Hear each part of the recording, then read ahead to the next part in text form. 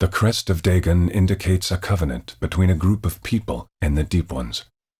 This symbol frequently appears in Philistine iconography, perhaps the most famous and successful worshippers of Dagon. An early example of the crest can be found carved into the temple walls in Mari, an ancient city on the bank of the river Euphrates.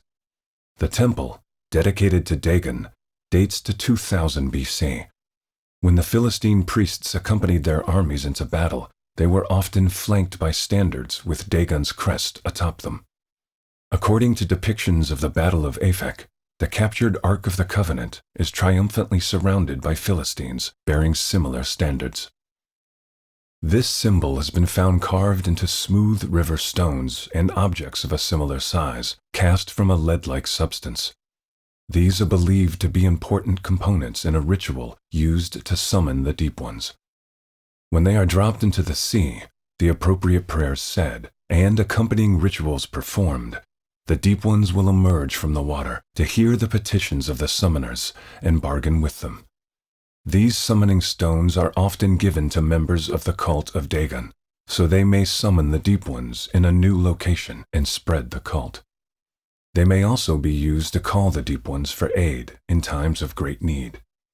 Coins of a whitish gold with this crest have been found at various archaeological sites around the Mediterranean.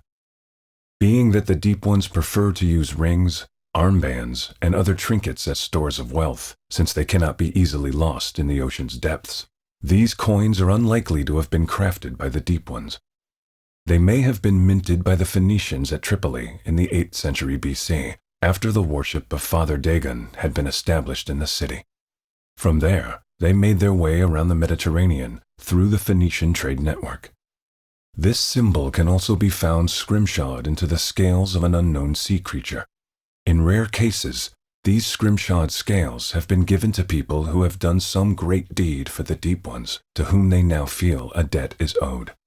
The size of the scales signifies the size of the debt.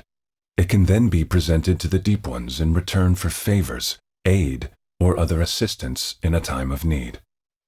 Some of the highest-ranking priests of the esoteric order of Dagon have worn much larger scrimshawed scales, the size of breastplates, as part of their liturgical gear.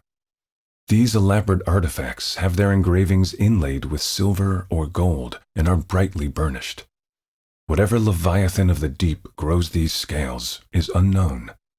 The crest itself is also suggestive of several known tiaras the high priests of the esoteric order of Dagon wear, such as the one from the cult founded in Innsmouth, Massachusetts, by Obed Marsh. That particular tiara is now in the display room of the Newburyport Historical Society in Massachusetts. One of the more interesting artifacts that bears the crest is an elaborate pattern-welded Viking-age sword with the crest of Dagon engraved upon its hilt.